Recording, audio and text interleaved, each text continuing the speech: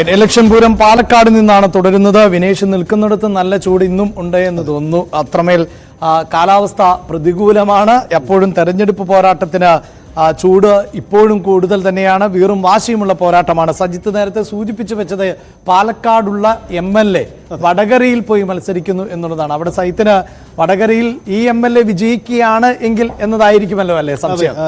വിജയിച്ചു കഴിഞ്ഞാൽ സ്വാഭാവികമായും ബൈ ഇലക്ഷൻ വേണ്ടി വരും. അത് ഇതൊക്കെ ചർച്ചയാവുന്ന ഒരു ഘടകമാണ്.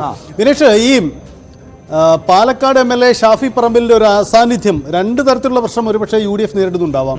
ഒന്ന്, MLAയുടെ അസാന്നിധ്യം പ്രചരണ രംഗത്ത് ഉണ്ടാക്കുന്ന ഒരു നഷ്ടം.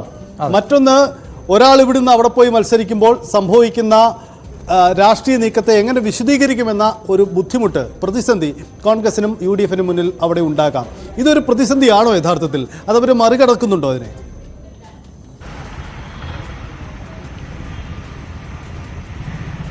സജിത്ത്, യഥാർത്ഥത്തിൽ ഇതൊരു പ്രതിസന്ധി തന്നെയാണ് കോൺഗ്രസിനെ സംബന്ധിച്ചിടത്തോളം. കാരണം MP വേണ്ടി, അല്ലെങ്കിൽ സിറ്റിംഗ് MP കൂടിയായ UDF സ്ഥാനാർത്ഥി VK ശ്രീകണ്ഠന് വേണ്ടി മുൻപന്തിയിൽ നിന്ന് പ്രവർത്തിക്കേണ്ട ഒരാളായിരുന്നു ഷാഫി പറമ്പിൽ. ഷാഫി പറമ്പിലിൻ്റെ ഒരു അഭാവം എന്തായാലും അതൊരു കുറവ് തന്നെയായി കാണേണ്ടതുണ്ട്.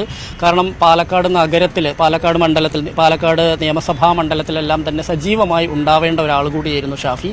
ആ ഷാഫി വടകരയിൽ മത്സരിക്കുന്നു എന്നുള്ളത് വലിയൊരു ശൂന്യത എന്തായാലും കോൺഗ്രസിനകത്തുണ്ട് എന്നുള്ള കാര്യത്തിൽ സംശയമില്ല. പക്ഷേ നിലവിലെ സാഹചര്യത്തിൽ വലിയ ഒരു തളർച്ചയോ തിരിച്ചടിയോ ഇതുകൊണ്ടുണ്ടാവാനുള്ള സാധ്യത ഇല്ലെങ്കിൽ പോലും അത് ഒരു കുറവായി തന്നെ നിലനിൽക്കുന്നുണ്ട്. പക്ഷേ VK ശ്രീകണ്ഠൻ്റെ ഒപ്പം നിൽക്കാൻ ആളുകളുണ്ട് എന്നുള്ളതാണ് എടുത്തു പറയേണ്ടത്. പ്രവർത്തിക്കാൻ, കാരണം കാര്യമായ ഫണ്ടോ കാര്യങ്ങളോ ഒന്നും കോൺഗ്രസിനില്ല. മറ്റുള്ള രാഷ്ട്രീയ പാർട്ടികളെ അപേക്ഷിച്ച് വളരെ കുറവാണ് ഫണ്ട്. എങ്കിൽ പോലും VK ശ്രീകണ്ഠൻ്റെ കൂടെ പ്രവർത്തിക്കാൻ ആളുകളുണ്ട്. അദ്ദേഹം അട്ടപ്പാടി മുതൽ ഇങ്ങ് ഒറ്റപ്പാലം, പിന്നെ ഷൊർണൂർ വരെയുള്ള സ്ഥലങ്ങളിൽ അദ്ദേഹം ഓടിയെത്തുന്നുണ്ട്. യഥാസമയം തന്നെ പ്രചാരണം മുന്നോട്ട് കൊണ്ടുപോകുന്നുണ്ട്.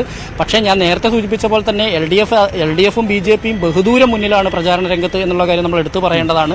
കാരണം അവർക്ക് അതിനുള്ള ആളും അർത്ഥവും ഫണ്ടും എല്ലാം തന്നെ യഥാസമയം വിനിയോഗിക്കാനും ഉപയോഗിക്കാനും കഴിയുന്നുണ്ട്. കോൺഗ്രസിൻ്റെ നമുക്കറിയാം, കോൺഗ്രസിൻ്റെ രാഹുൽ ഗാന്ധിയുടെ വരവോടുകൂടി കോൺഗ്രസിനകത്ത് കുറച്ചുകൂടെ കോൺഗ്രസ് ഉണർന്നു എന്ന് തന്നെ പറയേണ്ടിയിരിക്കുന്നു. കാരണം ഇവിടെ ഇപ്പം ഞാൻ നിൽക്കുന്ന ഈ പാലക്കാട് കോട്ടയിൽ ഇവിടെ തന്നെയായിരുന്നു രാഹുൽ ഗാന്ധി വന്നിരുന്നത്. രാഹുൽ ഗാന്ധിയെ കാണാൻ വേണ്ടി അങ്ങ് മണ്ണാർക്കാട് മുതലുള്ള ഈ 7 നിയമസഭാ മണ്ഡലങ്ങളിലുള്ള ആളുകൾ ഇവിടെ എത്തിയിരുന്നു. ആലത്തൂരിൽ നിന്ന് ആളുകൾ എത്തിയിരുന്നു, തൃശ്ശൂരിൽ നിന്ന് ആളുകൾ എത്തിയിരുന്നു.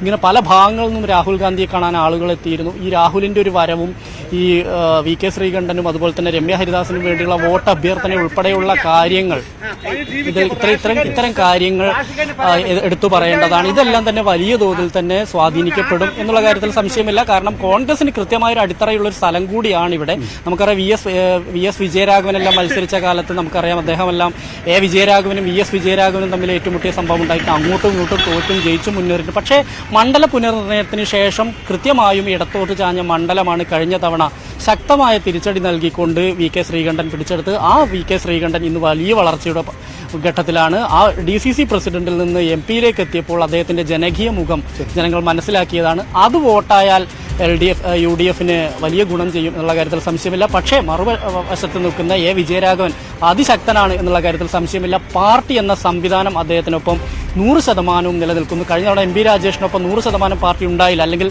PK ശശിയുടെ ഉൾപ്പെടെയുള്ള ഒരു വിഭാഗം വിട്ടുനിന്നു. പക്ഷേ ഇത്തവണ അതല്ല. വിജയരാഘവനൊപ്പം പാർട്ടി എന്ന സംവിധാനമുണ്ട്. പാർട്ടിയുടെ മിഷണറികൾ എണ്ണയിട്ട യന്ത്രം പോലെ പ്രവർത്തിക്കുന്നു എന്നുള്ളതാണ് എടുത്തു കാണേണ്ടത്. എന്തായാലും BJP കാര്യമായി നില മെച്ചപ്പെടുത്തും. ഒരു ശക്തമായ ത്രികോണ മത്സരം ആണ് പാലക്കാട് എന്ന് നമുക്ക് പറയാൻ കഴിയില്ലെങ്കിലും ഒരു ത്രികോണ മത്സരമാണ്. കഴിഞ്ഞ തവണ BJPക്ക് 1.5 ലക്ഷത്തോളം വോട്ടിന്റെ കുറവ് വന്നിട്ടുണ്ട്. അത് ഒരു പരമാവധി 50,000 വരെയുള്ള വോട്ടുകൾ ഒരുപക്ഷെ കിട്ടിയേക്കാം. മാക്സിമം ലഭിക്കാൻ പോകുന്ന അത്രയായിരിക്കും. അതിൽ കൂടുതൽ BJPക്ക് വോട്ട് കിട്ടണമെങ്കിൽ അത്ഭുതങ്ങൾ സംഭവിക്കേണ്ടതുണ്ട്. എന്തായാലും പാലക്കാട് എങ്ങോട്ട് എന്ന് നമുക്ക് പ്രവചനാതീതമാണ്. എങ്കിൽ പോലും നേരിയ മുൻതൂക്കം, പ്രചാരണ രംഗത്ത് മുൻതൂക്കമുള്ളത് LDFനാണെന്ന കാര്യത്തിൽ സംശയമില്ല. എന്തായാലും LDFനുള്ളിലെ പടലപ്പിണക്കങ്ങൾ, ആശയക്കുഴപ്പങ്ങൾ അവസാനിക്കുന്നു. UDFലാകട്ടെ പ്രചാരണത്തിന് ആൾക്കൂട്ടം ഇല്ല എന്നുള്ളതും സാമ്പത്തിക പ്രതിസന്ധിയും വെല്ലുവിളിയാണ്. പക്ഷെ അപ്പോഴും ഈ വ്യക്തിത്വം എന്നത്, അതിപ്പോൾ നമ്മൾ നേരത്തെ മൂവാറ്റുപുഴ ലോക്സഭാ മണ്ഡലത്തിലെ PC തോമസിന്റെ വിജയത്തെക്കുറിച്ച് പറഞ്ഞതുപോലെ എന്തായാലും ശ്രീകണ്ഠൻ വരുത്തിയിട്ടുള്ള ഒരു മാറ്റം, അദ്ദേഹത്തിലെ രാഷ്ട്രീയക്കാരനിൽ വന്നിട്ടുള്ള മാറ്റം, അത് തമ്മിലാണ് യഥാർത്ഥത്തിൽ ഒരു പോര് എന്നാണ് വിനേഷ് വിലയിരുത്തുന്നത്. എന്തായാലും